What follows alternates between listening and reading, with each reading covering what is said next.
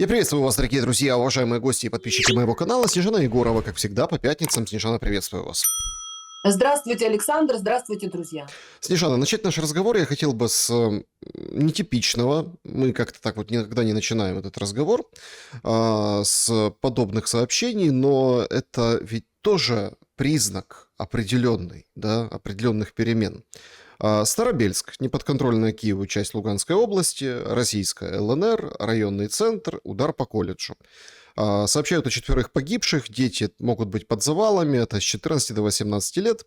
И, соответственно, ну вот как бы это все вот демонстрируют, да, там сообщения оттуда. Параллельно с этим там Дружковка, тоже 4 погибших, там 16 летело дронов, кабов, всего-всего на свете. Как бы, да, вот какое-то информационное равновесие, хотя, конечно, это все ужасно. И мы видим, как война на самом деле обостряется. И мы видим, как меняется информационное поле России, да, тем более, что доблестный Зеленский радостно сообщает, что он там ФСБшников 100 вчера убил, сегодня там по заводу очередному попали, но об этом не сообщает, и понятное дело почему. Кажется, что война выходит на какой-то другой уровень зловещести и кровопролития. Но этот уровень был абсолютно предсказуемый, и мы с вами об этом говорили. И вот тут главный момент сейчас. После всех визитов, после всех испытаний, после всех там, вот этих вот геополитических терок, да, кажется, что воевать дальше получили одобрение обе стороны. Более того, не одобрение, а, ну, скажем так, поддержку, потому что заявляют, что Си Цзиньпин поддержал Путина. Ну, кто-то говорит наоборот, но вообще как бы поддержал Путина. Европа поддерживает Зеленского.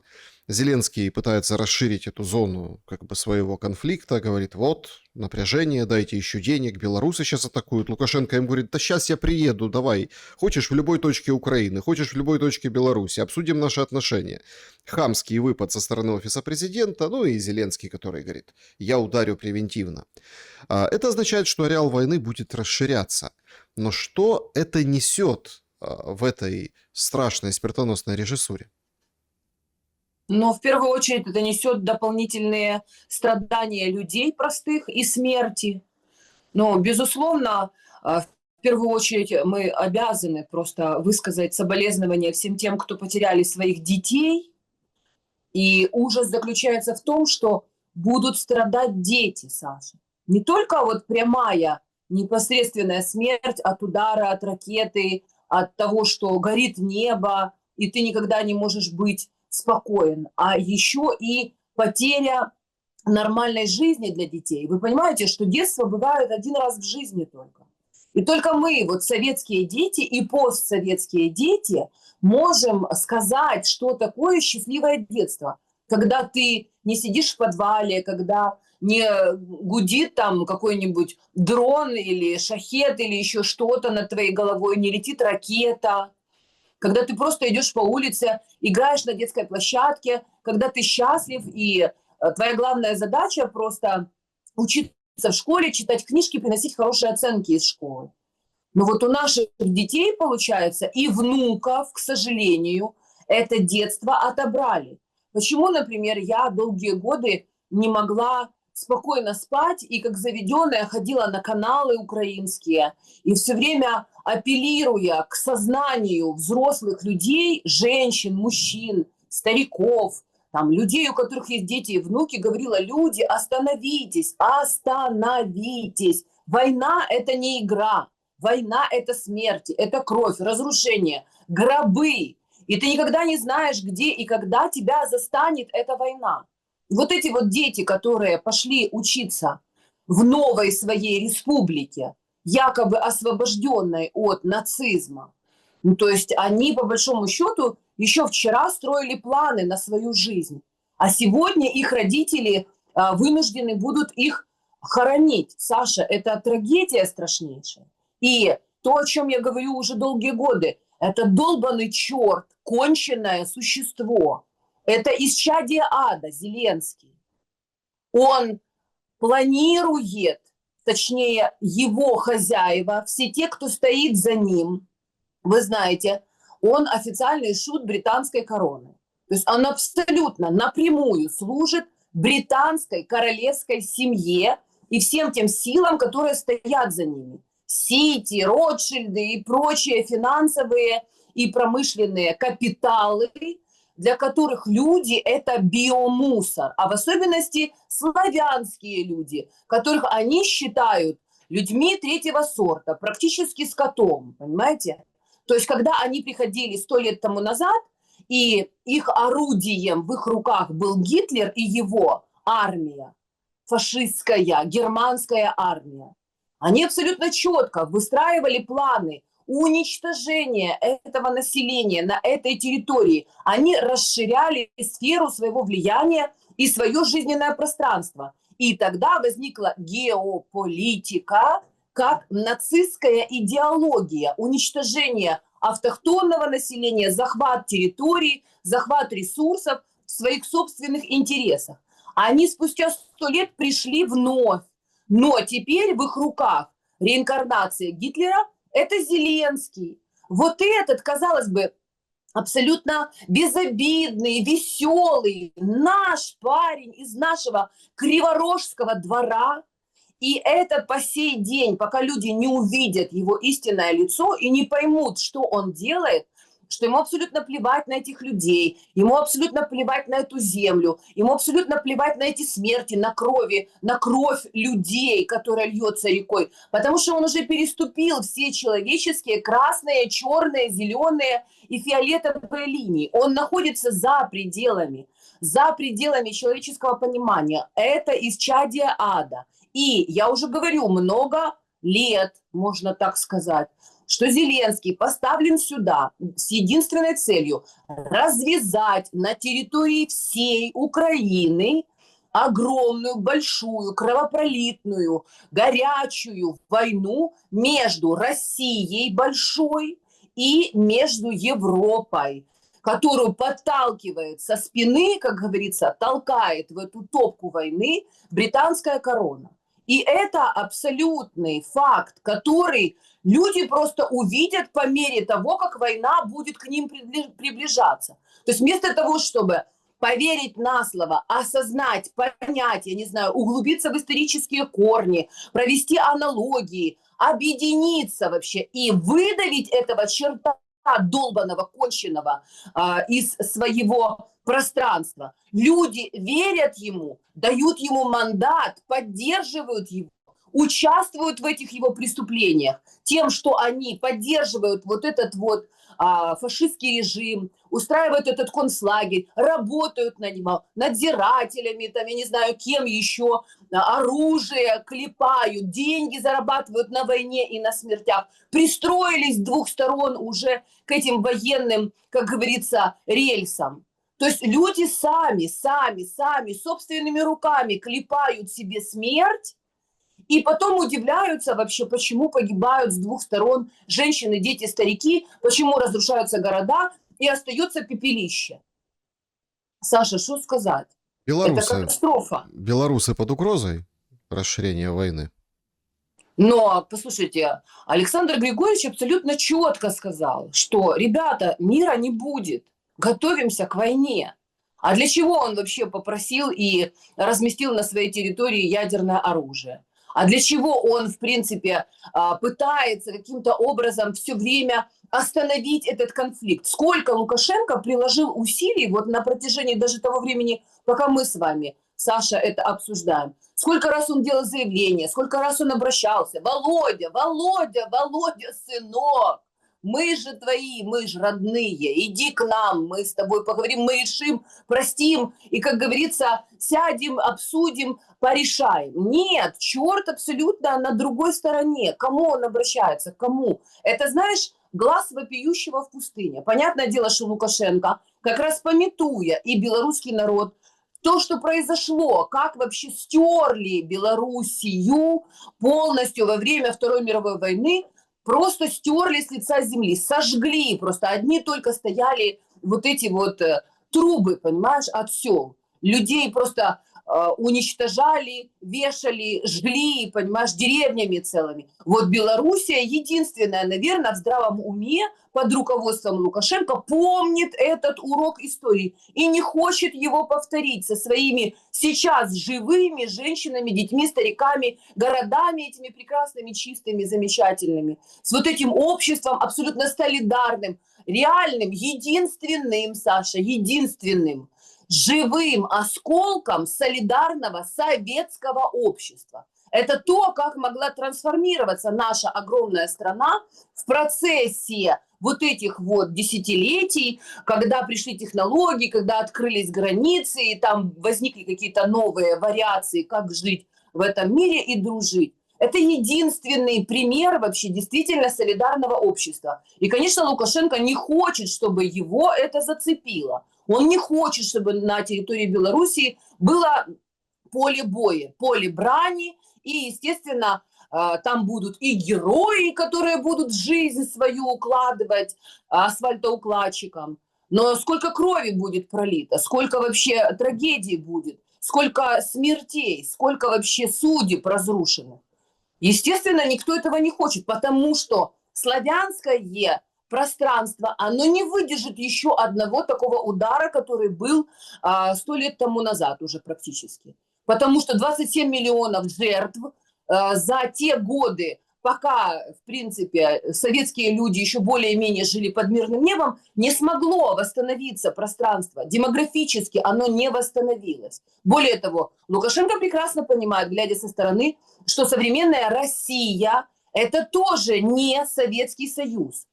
С отсеченными вот этими бывшими республиками, которые тоже наполняли ее и людьми, и талантами, и возможностями, и ресурсами. Казахстан, там, Узбекистан, Грузия, Армения и прочие Молдовы, там я уже не буду сейчас их перечислять. То есть усеченный вариант России – это совершенно другой экономический и военный потенциал. И понятное дело, что единственным, как говорится, последним аргументом это будет ядерное оружие. Поэтому реально вот Караганов и люди, которые теперь начинают всерьез к нему прислушиваться, то есть если 5 лет тому назад, когда все это начиналось, и Караганов говорил об аргументе в виде ядерного оружия, все крутили пальцем у виска и просто из уважения к возрасту и его статусу не провозглашали это вслух. А сейчас огромное количество людей, когда они анализируют это, понимают, что в принципе у русских не останется другого аргумента. Они реально будут вынуждены долбануть, понимаешь, или по острову туда, по букингемским крысам, или еще по кому-то, по полякам, например. Но мы хотим это все увидеть, нам вот интересно, что из этого бывает. Только конченый долбанный черт, понимаете, вот этот вот, который куражится, и у него нет мозга, потому что он наркоман конченый, он хочет проверить, а что будет, если я вот пойду до конца? А что мне за это будет? Понимаешь, Саша, вот эта вот безнаказанность, с которой он живет последние годы, она и приводит его к тому, что ему кажется, что так будет всегда.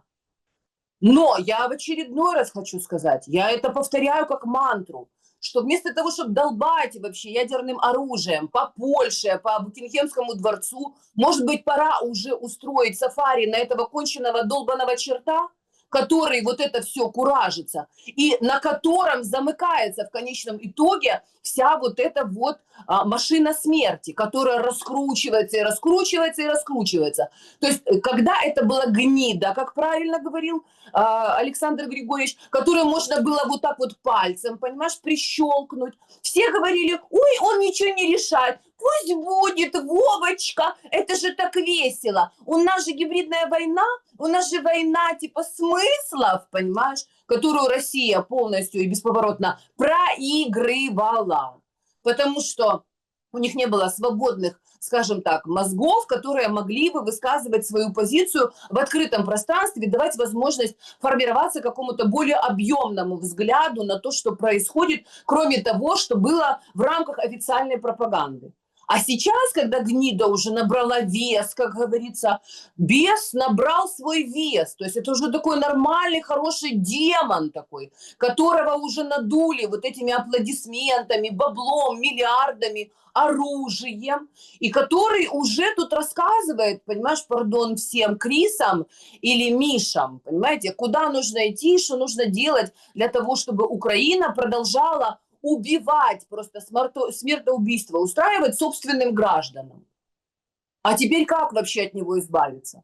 А теперь кто возьмет на себя эту ответственность? Потому что когда я об этом говорю, даже там в своих эфирах, мне начинают прилетать: «А вот вы, украинцы, сами наскакали, сами напрыгали, сами теперь решаете со своим Зеленским. А почему русские вам должны? Ничего вам русские не должны». Да не нам они должны, себе они должны. Потому что если русские не поймут, что они не находятся в полной безопасности за штыками собственной армии, потому что эта армия пока что наемная, не народная. А вот когда всеобщую мобилизацию объявят, вот тогда они будут спрашивать: ой, подождите, подождите, нам же говорили, у нас все под контролем, там же только вот с этими украинцами порешаем быстренько, вот все же вот под контролем. А когда пойдут все воевать, вот просто будет интересно, кто скакал, кто кому что должен, и кто вообще призывал вовремя останавливать этот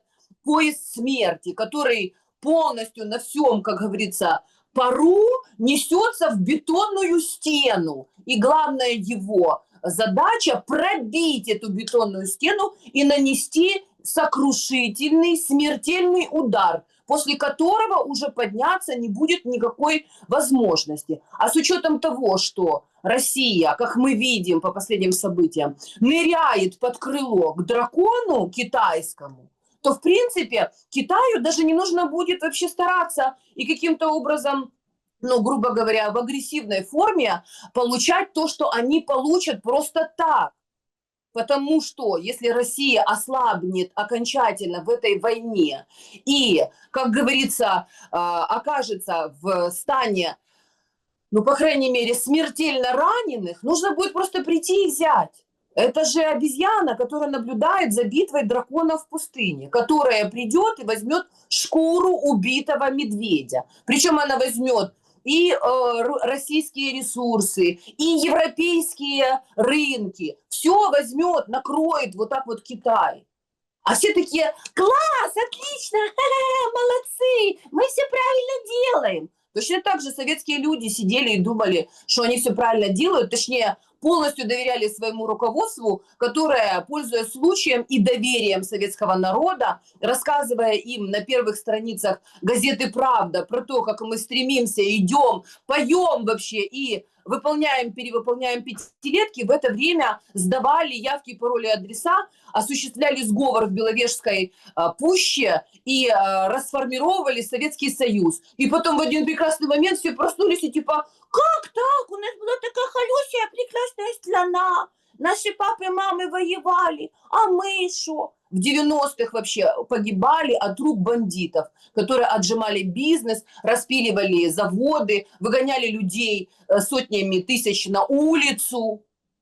И сколько вообще потерпело людей, и сколько погибло их от нищеты, от голода во время перестройки так называемой. Как правильно сказал ваш замечательный Бондаренко Константин, что сначала будет перестройка, потом будет перестрелка, а потом мы посчитаем, кто останется.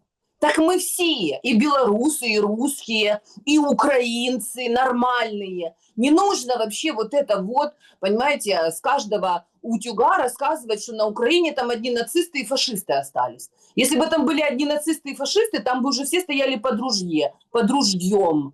Понимаешь, Саша? А так люди не хотят воевать, они не хотят участвовать в этом смертоубийстве никаким боком. Они бегут вообще как можно дальше из этого адского горнила. Но это адское горнило, оно происходит по велению и под эгидой и соизволения или попустительства, как говорится, Кремля, Вчера, который... вчера и сегодня по поводу украинцев, которые бегут, очень так сели в лужу немного. Ну, это мало кто заметил.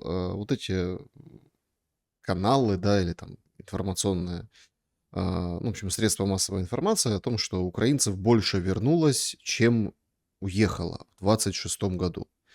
Понятно, как это делается. Это берется вот эта вот статистика, да, там, и вот с начала года 1,5 миллиона вернулись. Все так посмотрели, подождите, какие 1,5 миллиона, о чем вы? А потом просто посмотрели, что это там въезды, выезды, ну, понятно, да, те, кто может ездить туда-сюда. И действительно есть плюс, 17 тысяч человек.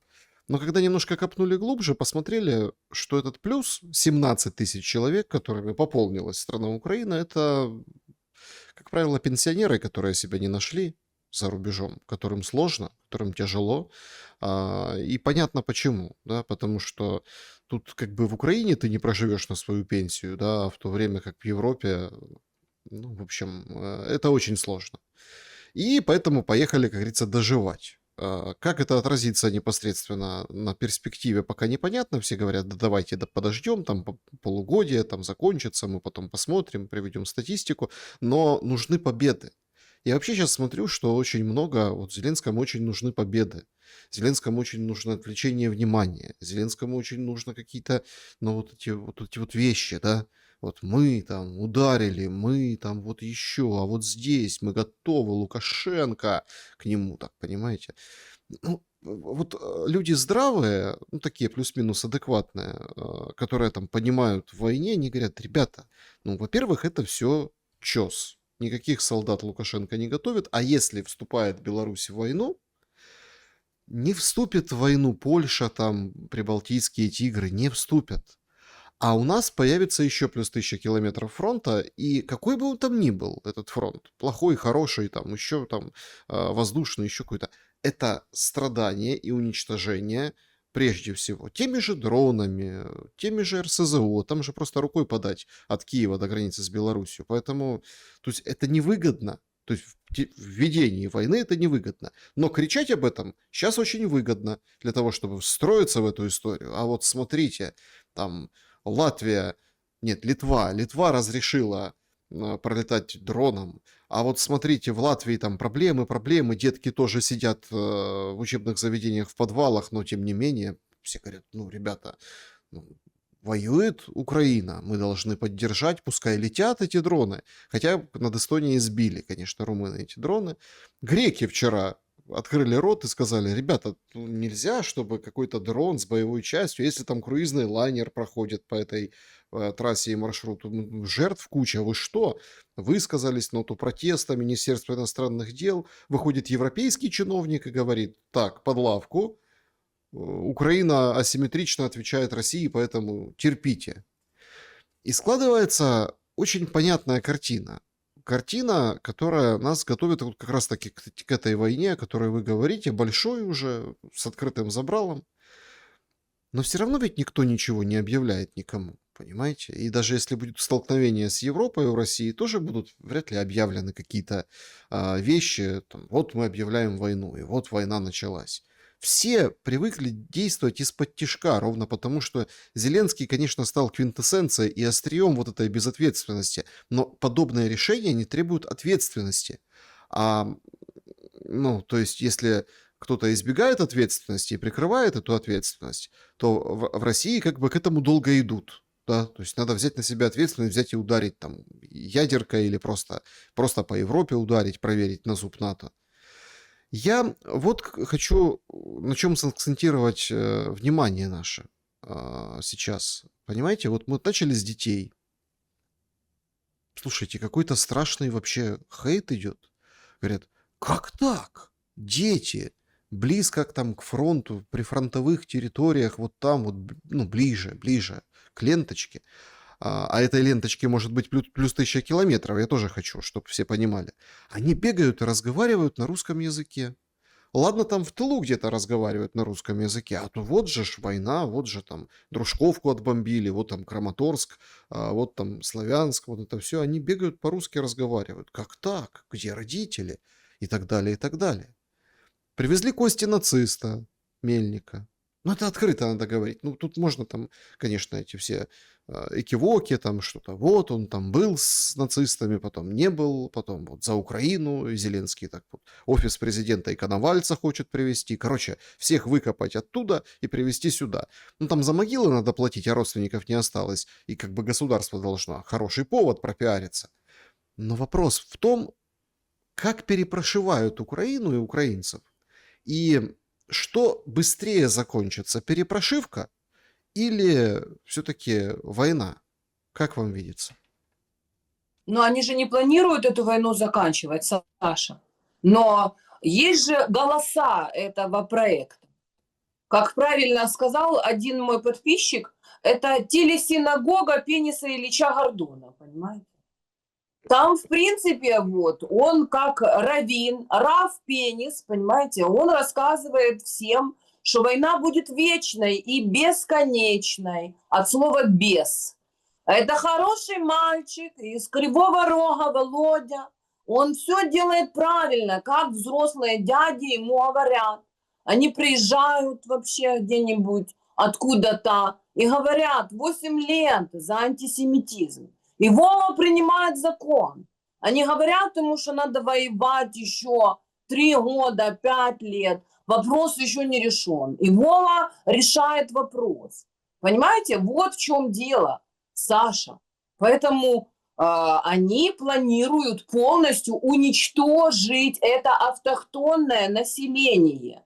Они всех, кто понимает, откуда ноги растут, они всех, кто пытается этому противостоять, они всех называют тварями, антисемитами, подлыми, гадкими, которых нужно убить, растоптать, паспорта у них забрать, санкции на них наложить вообще. И, в принципе, им плевать, какие кости они завезут. Да, вы правы абсолютно. Тут вопрос даже не в том, что Мельник там кому-то там понадобился просто в качестве персонажа, как символ, а потому что его кости просто выбрасывали на улицу. И поэтому, пользуясь случаем, потому что не хотели платить за могилы, решили все кости всех нацистов притащить, как говорится, и устроить пантеон нацистский здесь. Но пусть бы они еще и кости Гитлера, где они там, вот где они находятся, где-то в Аргентинщине, тоже пусть привезут и закопают на территории Украины. То есть они таким образом метят свою территорию. Они хотят, чтобы это было абсолютно оскверненное для славянского православного народа место. То есть капище, кладбище, вот эта кладбищенская эстетика, вот эти вот там сидят, воют, понимаете, на Луну в этих всех каких-то браслетах, Вероники Фэншуй или какие-то Марии Тихие, над ними стоит, возвышается Зермак, а наверху крутится образ черта, который, значит, там какие-то провозглашает свои тексты про потужно и незламно, и сыпется бабло. То есть это просто адская машинка, это адский ад, Саша.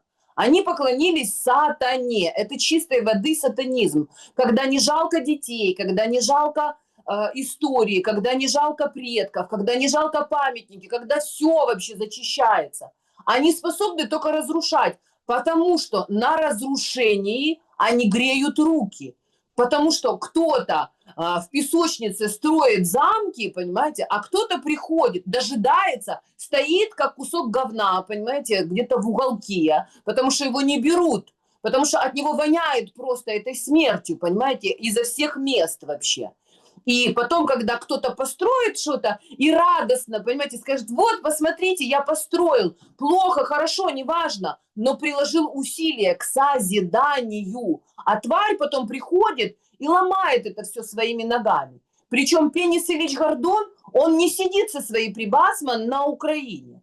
Он в лучшем случае вот в те 17 тысяч, понимаете, подпадает, периодически заезжая и, как говорится, устраивая здесь очередные провокации. А его дети, его прибасман, они все сидят с американскими паспортами где-то там по Америкам, Европам, то есть у них нет ограничений во времени и в пространстве. Они свое дело знают. Этот Гордон как вы знаете, он долгие годы, сколько там газета «Гордон», бульвар Гордона существовала, когда он вот этих всех ведьм, ворожек, вот эту всю черноту, эту грязь вообще, вот это все вытаскивал на суд общественности и приучал людей к тому, что это весело, это прекрасно. Нужно постоянно грязью бросаться, нужно быть ядовитым, токсичным, нужно гадать, нужно вообще привороты, зелья какие-то выкапывать и закапывать, а потом своих конкурентов в землю.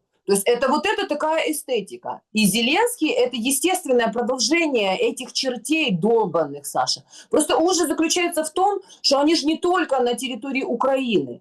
Их достаточное количество есть и на территории России, и на территории Белоруссии. Просто там это все еще как бы находится под спудом, понимаешь? А здесь уже могильная плита разверзлась. И вот этот портал открылся, и все эти бесы свободно выходят в пространство и перепрошивают сознание людей. Просто вопрос в другом, что люди порой уже в последний момент, когда непосредственно в их семье гроб, смерть, кровь, или вот так вот у них на глазах человека разрывают, вот тогда они садятся и думают, подожди секунду, а что случилось? А пока с ними непосредственно это не случилось, они думают, да, это с кем-то другим, только не со мной. Если люди не осознают, что они виновны в этих смертях, вот этих детей, что вот эти вот летят дроны, потому что они эти дроны оплачивают, донаты на смерть дают, сами их строят, эти дроны, в собственных квартирах, пользуются своими городами как прикрытием, как щитом, понимаете? И думают, что они с проклятыми москалями воюют. Что вам те москали проклятые сделали? Сидят в своих городах, свои собственные проблемы решают. Какого хера, извините на добром слове, вы туда лезете? Занимайтесь своей страной, занимайтесь своими проблемами, своим городом, своим подъездом, своей семьей. А из-за того, что людей, понимаете, перепрошили, у них отобрали заводы, пароходы, у них отобрали детские сады, школы, больницы, нормальную жизнь, и полностью их всех через вот эту пандемию подсадили вот в это виртуальное пространство, что каждая блоха, которая, значит, сидит и смотрит в телевизор, она все понимает про политику, и она знает, где там ворог, а где, значит, потужно и незламно. И вот эту вот энергию безумных людей, которые вообще ничего в этой жизни не знают, правды не знают, понимаете, а жизни боятся, вот ее канализируют и отправляют в определенное русло. Вот я вам хочу сказать, Саша, люди по большому счету не очень хорошо разбираются в энергетических потоках, но как темные Ну силы, почему? так Вероника Фэншуй разбирается. естественно, Вероника Фэншуй разбирается реально, и она служит этим темным силам. Но вот я вам расскажу на простом таком примере, вот почему, например, в еврейской традиции существует вот этот каббализм, да, каббала, и как они вообще с этим работают.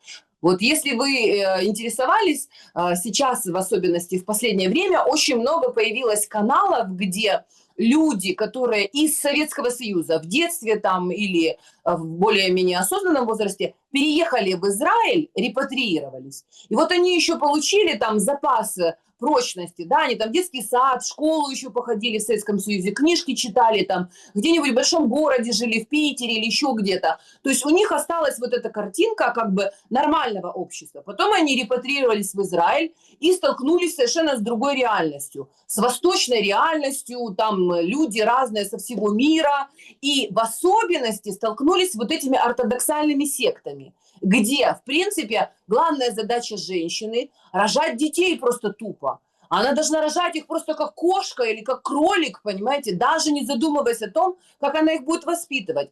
А как это все происходит? Они общиной этих детей как бы забирают под контроль этой общины, и самое главное, что им расскажет раввин. То есть вот то, что делает Пенис Ильич Гордон, это абсолютно естественное для него состояние. Он считает, что все, кто его слушает, читают и кто ему верят, он как бы их наставник духовный, который собирает с них вот эту энергию, доверия такого бесконечного. И эту энергию он направляет для решения собственных задач. Вот точно так же каббалисты, они создают вот эти вот большие анклавы людей, которые ничего лично сами там особо не стремятся, не хотят понять, которые свято верят своему духовному наставнику. И этот духовный наставник по требованию тех, кто оплачивает эти услуги, он вот эту вот ментальную энергию, молодую энергию, которая кипучая, которая все равно чего-то хочет, стремится, сексуальную энергию, потому что в любом случае есть движения, скажем так, физиологические, которые человека заставляют куда-то идти, что-то делать. Но можно делать что-то созидательное, можно радостным шагом с песней веселой, мы выступаем за комсомолом, и строим светлое будущее светлых веков, а можно эту энергию канализировать, вот эту негативную, разрушительную энергию. И, в принципе, вот все украинцы под вот этой вот телесинагогой, понимаете, они пошли по пути вот этой разрушительной энергии. И они не могут вырваться из этой ловушки. Потому что как только они задумаются, что подождите, так мы же русские.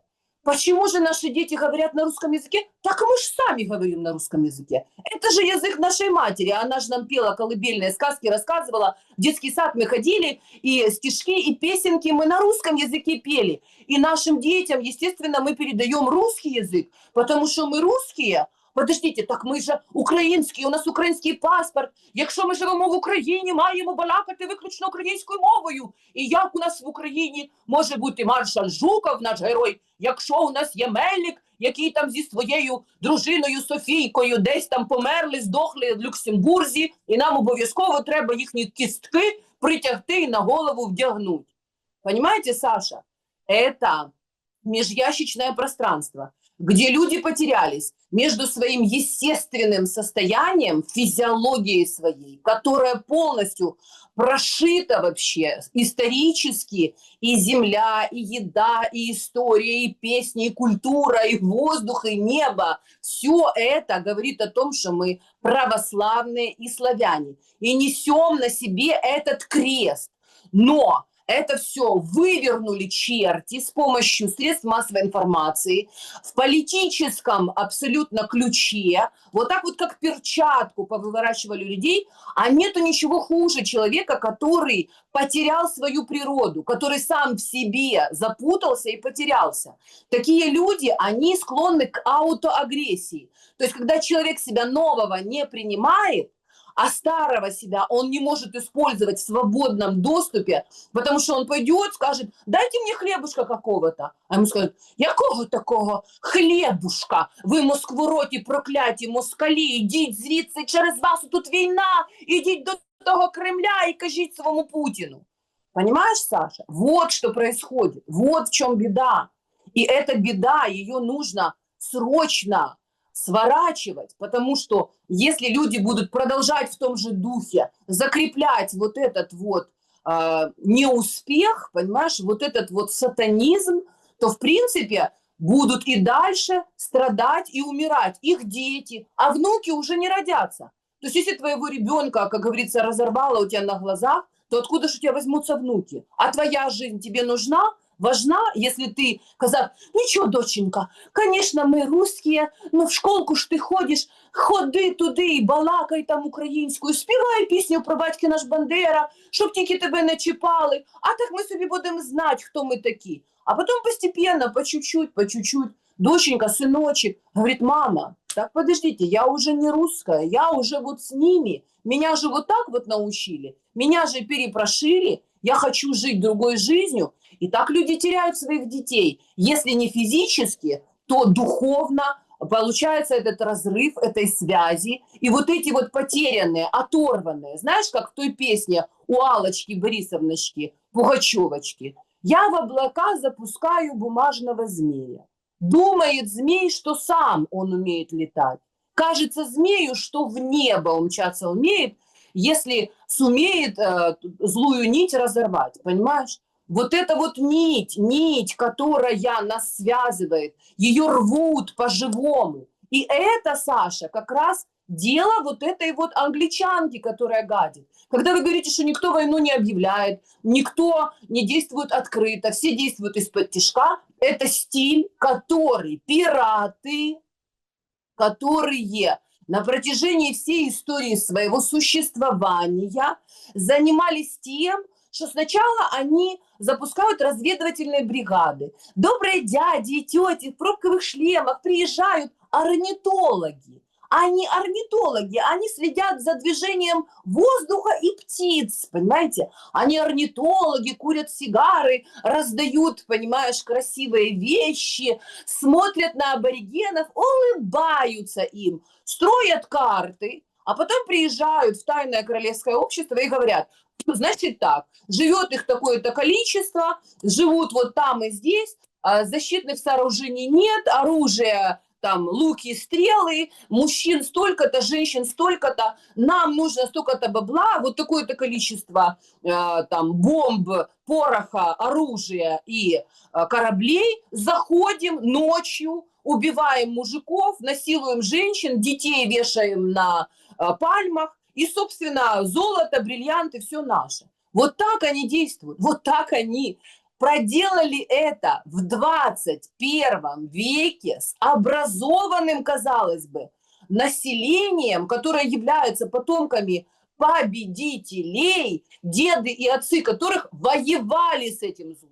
Потому что мы знали, что это за зло. Наши дети и отцы знали, что это за зло. Но на той же Украине почему вот сейчас всплывают мельники, бандеры, вот эта вся шваль, эта тварь вообще? Почему мы этого не знали в Советском Союзе? Почему мы этого не знали в нашей школе? Потому что нам рассказывают, ну потому что просили украинские руководители коммунистической партии, просили белорусов, чтобы они не поднимали тему того, что Белоруссию сжигали полицаи из Украины, чтобы не вбивать кол между народами. А потом Хрущев, опять же, прямо из Кремля объявил вот эту вот, как говорится, эту амнистию. И вот этих всех убийц и полицаев, надзирателей, которые убивали людей, сжигали деревни, их отпустили, как говорится, простили. И они куда поехали? Конечно же, по всему Советскому Союзу распространились, а потом вернулись в ореолы своего обитания и начали ждать, когда всякие стычки и прочие мельники повернутся и, как говорится, возьмутся за старые лесные братья. Вот мы и получили, как говорится. Снежана, если посмотреть на метаморфозы, которые происходят сейчас, значит, все же видели, что достаточно вот с Ермаком беда, да, вот этот вот в СИЗО он ночевал. Там, конечно, рассказывают всякое, что ну, тоже интересно, слушайте, к нему подходят и говорят, а чем ты там занимался? Он говорит, книжку читал. Какую? Как Трамп победил на первом сроке. А кто автор? Что за название? Не знаю, говорит. Не помню. То есть, ну, ясное дело, никто там ничего не читал, понимаете? То есть, тут понятное дело. И я почему-то... Это все, конечно, сплетни, проверить это нет возможности, но мне почему-то кажется это объективно, что у него там был и телефон, и связь, и он оттуда продолжал руководить по телефону этими офисами, всеми своими бэк-офисами, этими замами. Короче, то есть все было... ну, то есть, а Зеленский звонил, спрашивает журналист, он говорит, не, ну война идет, война, он занят. И вот эта вот вся эта история, знаете, вообще, если честно, ну вот как многим, кто, ну, комментаторам приходят там, и вообще там эксперты тоже, и россияне, вот это им вот как-то вот запашок от духа Анкориджа этого, да, что даже в Пекине Ушаков говорит, я это не употребляю выражение, все. Вот такой запашок от этой внутриукраинской истории.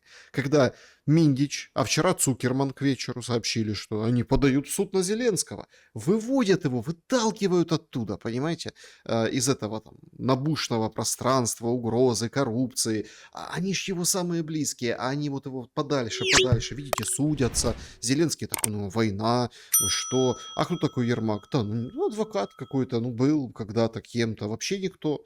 Ну, то есть надо справедливость, чтобы была. И вот это вот, знаете, вот это как бы вешают лапшу людям на уши. Ну, не знаю, мне кажется, что все как бы так и происходит. И, знаете, у Ермака прям на лице это все написано. Но Тут в другом вопрос. Вот эта вся как бы шушера, которую, и вот эта вся история, которая призвана отделить Зеленского, внезапно отделенный от этой коррупционной шушеры и вот этого всего, да, хотя на самом деле это не шушера, это глобальное расхищение денег. Вот эта вот династия, это вот просто, ну не знаю, там, капля в море по сравнению с тем, сколько они тырили, воровали и вообще. То есть, ну, и это в те моменты самые критические и так далее, и двушечка на Москву, и все дела. Ну ладно. То есть его отделили, то есть он ни при чем, от него этот скандал отлип, ну или делают так, чтобы отлип, забрасывают перемоги, угрозы с Беларуси, еще какие-то вещи. Нормально. То есть информационно отделили и функционально, стратегически отделили. Но Буданов, который молчал, ничего не говорил, тут вдруг как бы раскрылся. Буданов стоит за пантеоном героев, за мельниками, за всей этой историей. Выходит на интервью, рассказывает интереснейшие вещи о том, что Русь вообще это мы, понимаете, а россияне у нас украли историю, мы должны быть как бы главенствовать над ними, потому что это у нас Русь, а у них там отщепенцы, черти шо, то есть вот это вот все. И самое интересное, что вот тоже Мендель же все ну, как бы обхаяли, сказали, что те, кто обсуждает Мендель, ее интервью, это вообще план Шатун России, кто Ермака обсуждает план Шатун России, кто мобилизацию, это все очередная история от СВР.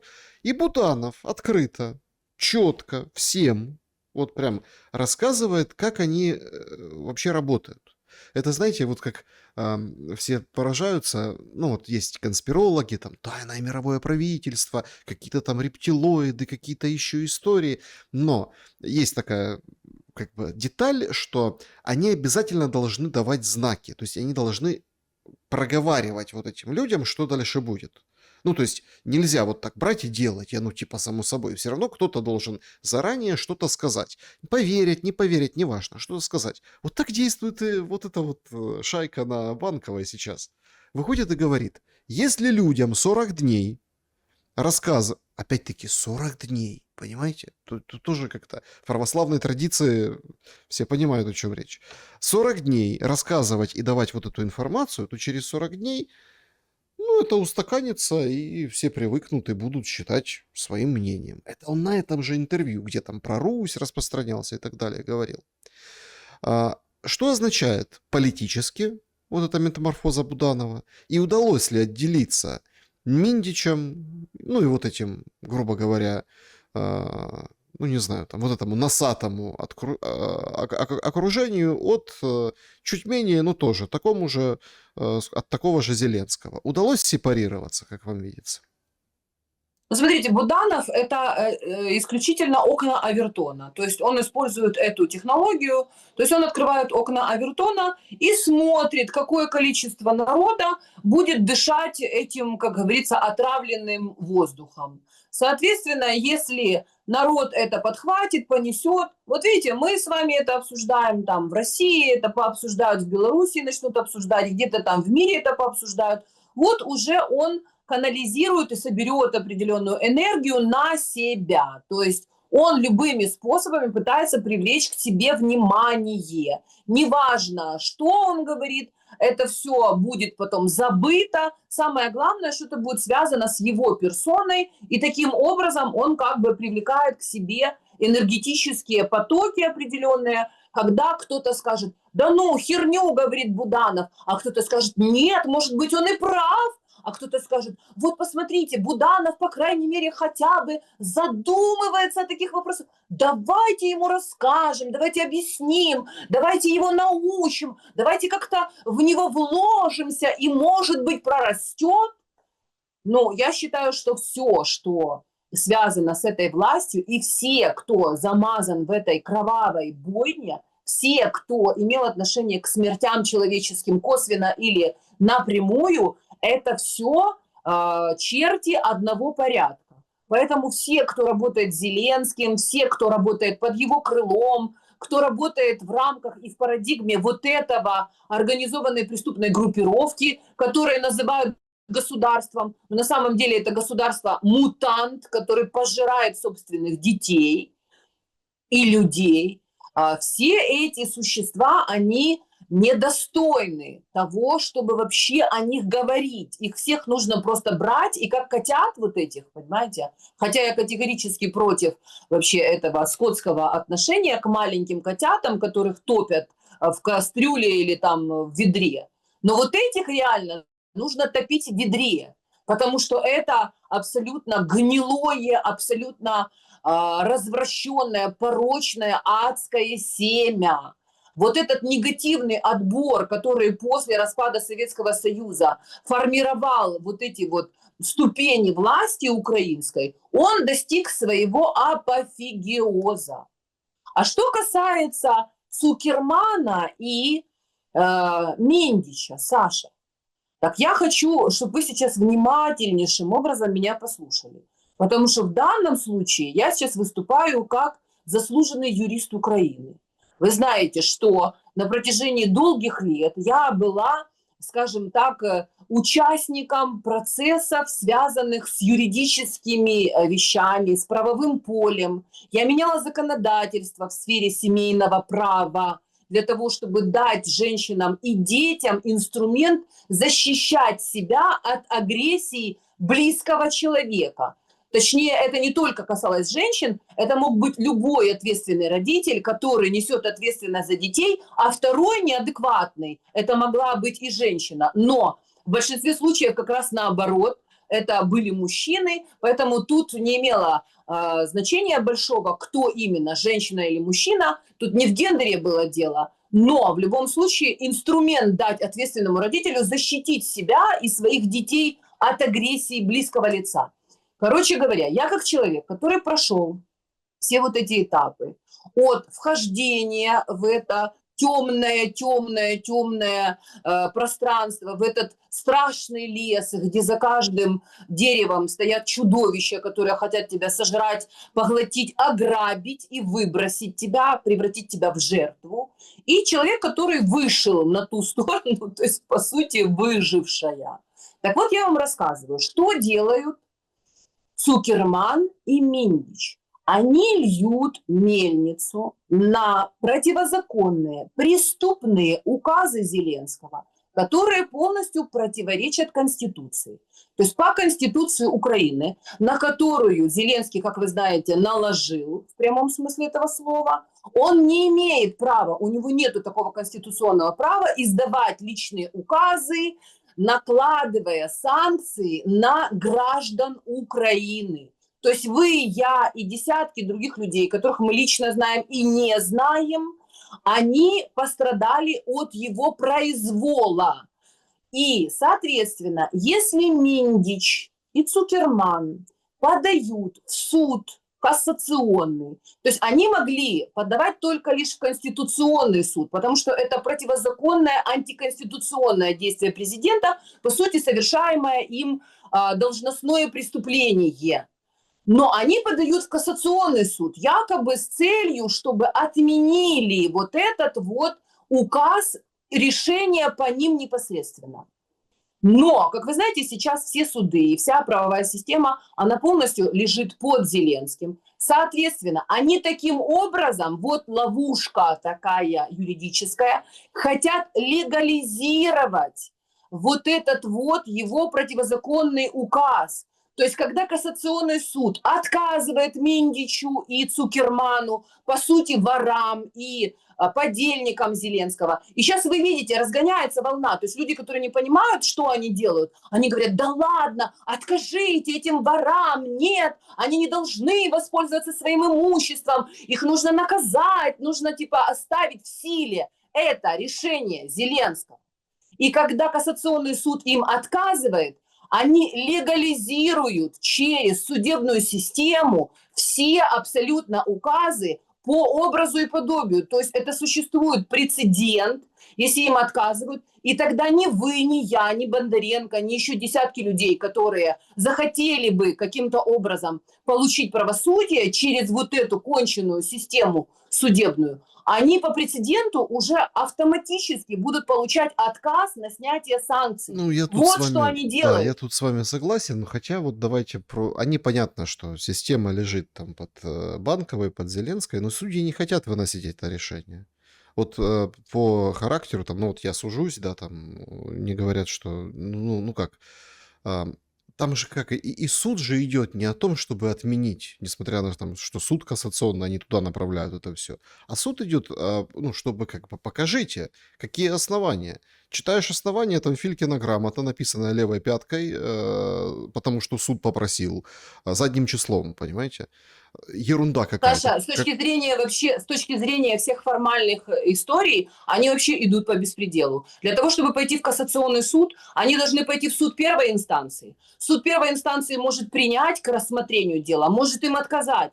Если принял и рассмотрел, и, например, принял решение отказать им в том, чтобы снять с них санкции, или наоборот принять решение снять с них санкции, если они не согласны с решением суда первой инстанции, они должны пойти в апелляционный суд, и только лишь после апелляционного суда и его решения, если оно их не устроит, они должны идти в кассационный суд. На каком основании Миндич и Цукерман, у которых вообще даже украинского гражданства, по идее, нету, Зеленский их лишил, они идут в кассационный суд? На каком основании, если Ну, они не это, прошли первые две инстанции, смотрите, Саша? я согласен по поводу того, что это такой прецедент, что вот и персонажи же выбраны. Ну, понятно, что самые такие триггерные. То есть, опять-таки, тут бы, конечно, персонажи какого-нибудь такого русского-русского, да, но их нет, их вытравили с 2014 года всех, кто плюс-минус такой, знаете. Из территории Украины выдавили, и посадили, и все это как бы забрали, отобрали, обобрали, понимаете. Но тут Миндичу и Цукерману отношение очень негативное. Представьте, конечно, люди будут рукоплескать и сказали, вот, молодец, суд, самый честный и справедливый, отказал Миндичу и Цукерману, те разведут руками. Так в этом же и замысел, в этом же и замысел. Они полностью действуют по заказу Зеленского. То есть ему, чтобы свою противозаконную вот эту деятельность и репрессии, которые он совершил по отношению, сколько там, 7 тысяч уже людей в этих списках санкционных. То есть, чтобы ему это все легализировать через одно единственное решение, отказать Миндичу и Цукерману. Соответственно, Миндич и Цукерман подают вот этот вот иск в кассационный суд, минуя две первых инстанции, именно для того, чтобы отказали им. И чтобы таким образом закрепить это решение через судебную инстанцию. И потом Зеленский будет говорить, вот посмотрите, самый честный суд в мире сказал, что нельзя, типа, отменять вот эти санкции, тем самым легитимизировав его преступные указы. Понимаете, в чем тут ловушка? Это называется на юридическом сленге новелла, так называемая. Ну То и, есть конечно, они, видимо, зарабатывать бабло, потому что единственной инстанцией, которая отменит эти санкции, или тихонечко, или публично, как надо будет для тех или иных. Там же просто, понимаете, среди этих не 7-8 тысяч человек, не только вот такие просто потому, что не понравились, слово кривое против Зеленского сказали, а это бывшие хозяева, потому что все уже отжато, перепродано, подсанкционного имущества с арестованными активами, которыми управляют другие люди. Это люди, которым предлагают, а давайте-ка сумму с 6 нулями, и мы как бы вопрос закроем. То есть там большинство вот таких. За этим и нужны санкции, чтобы ты имуществом не мог пользоваться. А вот, грубо говоря, имущество тех, которые там чего-то попали по политическим мотивам под эти санкции, давайте честно, ну оно того не стоит. У них там буровые вышки, у них там вот это вот им интересно. Вот это нет, вот подождите, такие Саша, моменты. что значит оно того не стоит? У человека есть чашка, которую он за свои кровные деньги купил. И если у него ее просто отобрали ни с того ни с сего, то ему тоже обидно. Точно так же, как кто-то кому буровые вышки достались просто, как говорится, в силу определенных обстоятельств. Я вам скажу про себя. Вот я, например, всю свою жизнь осознанную в своей профессии, которую я прошла от театрального института, через профессиональную сцену, через подмостки, через работу на больших проектах телевизионных, через то, что я всю страну обколесила, проводила всякие разные мероприятия, дни городов, дни Азовстали, Азовмаша, понимаешь, свадьбы, крестины, именины и все на свете, вообще не досыпала, не доедала для того, чтобы построить мой дом, который конченый, долбанный черт Зеленский с помощью этих санкций просто арестовал, и я ничего не могу сделать. Я приехала в Турцию с моими 3 маленькими детьми, с 3 чемоданами, с личными вещами, просто перезимовать во время пандемии здесь, то время, пока холодно, у нас и дети в школу не ходят. Я уже 5-й год с 4 чемоданами и с 3 детьми здесь живу, и я ничего не могу сделать с моим домом. Я не могу его продать, я не могу вернуть себе эти деньги, я не имею возможности ими распорядиться в интересах моих детей, которые растут, которых нужно учить, кормить, лечить. И я одна под этими санкциями, под грузом вот этих оскорблений, обвинений, черт знает в чем, понимаете? Почему? Мне, например, обидно. Мне мой дом, который я честным трудом заработала долгие годы, много лет тому назад, я 18 лет назад купила свой дом, брала кредит, выплачивала его. Почему я должна его кому-то подарить? Конченному, долбанному черту этому.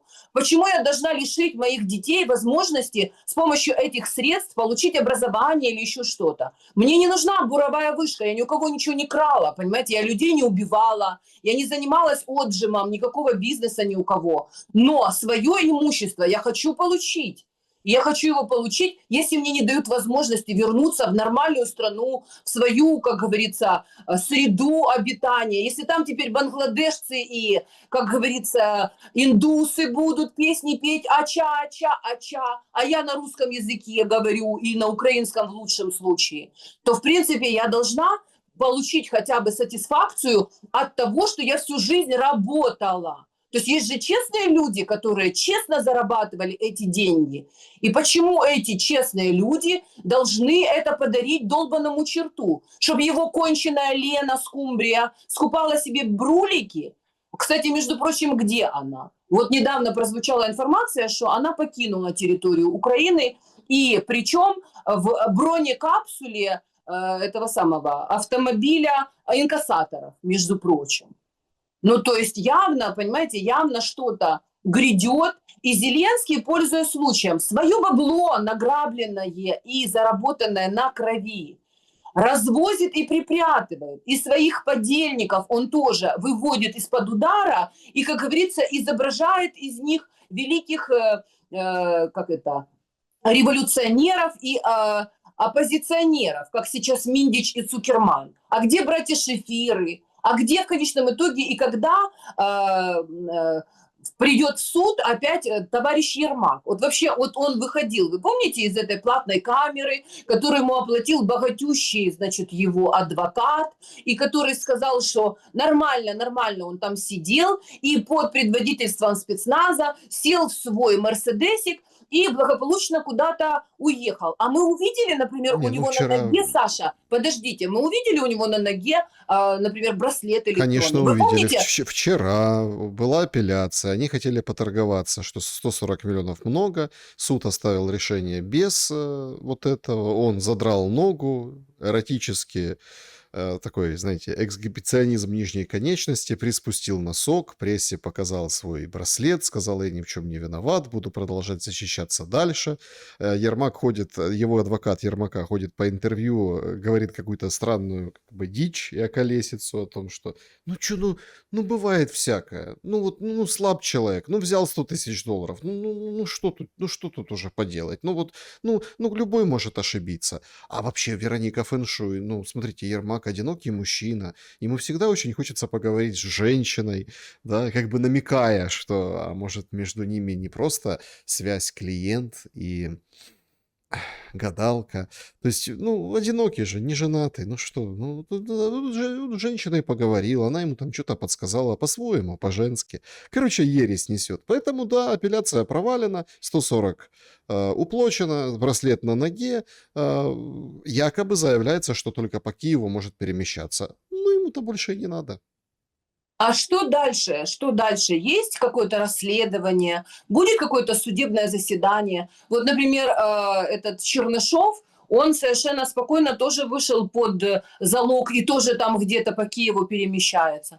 То есть получается, что нужно эскалировать войну, нужно убивать детей в ЛНР и ДНР, нужно заявлять о том, что у нас дрони, ще раз дрони, всеобщая мобилизация, і ми будемо воювати до кінця, для того, чтобы люди не обращали внимания на разграбление, на вот эту мафию, которая, в принципе, засела на Банковой, на то, что Зеленский является главарем этой мафии, на то, что его Ленко, значит, с баблом где-то там уже спокойно проживает под крылом у британской короны в своем замке новом. Вот для этого, получается, нужна война, чтобы люди решали свои собственные проблемы, бежали куда-то, лишались имущества, паспортов, конечностей, жизни, близких, родственников, страны, семьи и всего остального, чтобы один долбанный черт и его мафиозная структура могли наживаться спокойно, и никто их не призвал к ответственности. Не, ну, Так я вам конечно, хочу сказать, подождите, и Россию победить. Чего вы так сразу наживаться? Россию уж победить. Вот же главный куш этого всего. Перемога. Вот как это все выглядит. ну, я вам хочу сказать, Саша, что печальные вести, как говорится, и из России до нас долетают, в особенности, когда народ там сидит сам с промытыми мозгами, и им тоже рассказывают, что украинцы вот сами должны свои проблемы там решать. Ну, то есть пока в России не поймут, что украинцы не способны решать свои проблемы уже самостоятельно, потому что естественные и нормальные политические процессы там давным-давно завершились. Там идет просто кровавая бойня, и если не обращать внимания, что у тебя на границе вот этот вот адский разверся ад, то рано или поздно он все равно выплеснется тебе на голову. И лучше раньше решать эти вопросы. Лучше раньше эту раковую опухоль, как говорится, возможными и доступными минимальными методами, как говорится, устранять. Потому что одно дело, когда у человека там нездоровый образ жизни, да, у него там какая-нибудь маленькая опухоль образовалась, можно быстренько сделать операцию, вести здоровый образ жизни, да, принимать какую-то терапию, и, глядишь, человек еще восстановит свое здоровье. А если человек плюет на это все, если он запускает болезнь, если это 4-я стадия, которая полностью разъедает весь организм,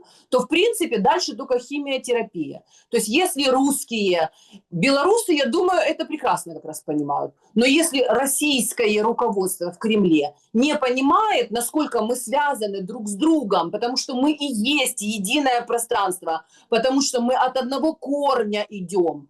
И корень, он гниет не только с головы, он еще и вот эти все токсины и в корень тоже идут. И рано или поздно это разветвляется, понимаете, по всей, как говорится, вот этой вот системе кровеносной. Поэтому этот вопрос нужно решать не с украинским народом, не с людьми, которые ничего не решают, которые заложники этого концлагеря, а с вот этой бандитской тусовкой, с вот этой вот мафией, которая засела и полностью поглотила могильной плитой вот все хорошее, доброе, прекрасное, чудесное, жизнеутверждающее в людях. Потому что проще человеку подать руку, когда он пошатнулся, и попытаться ему удержаться на ногах, чем когда его уже бросили на асфальт, понимаете, проехались по нему тракторами, а потом говорит, ну давай, вставай, вставай, иди, верь в себя, понимаете, Саша? Об этом все время я твержу, я не знаю, уже такими разными, всякими способами. Я как-то пытаюсь докричаться. Но Ну, люди, понимаете, они спят. нет, Они ну давайте спят. так. Давайте, не спят, и все равно, как бы, имеющие уши да услышат, и друзья, в комментариях напишите, удается или нет докричаться. Снежана Егорова была моей собеседницей сегодня. Спасибо за время и мысли. Спасибо. Докричаться-то удается. Женщина громкая. Но если вы услышите суть, я думаю, возможно, мы решим этот вопрос гораздо быстрее. Объединяемся, дорогие друзья, и верим в лучшее. Бог своих не бросает. Берегите себя, добра и света. Увидимся.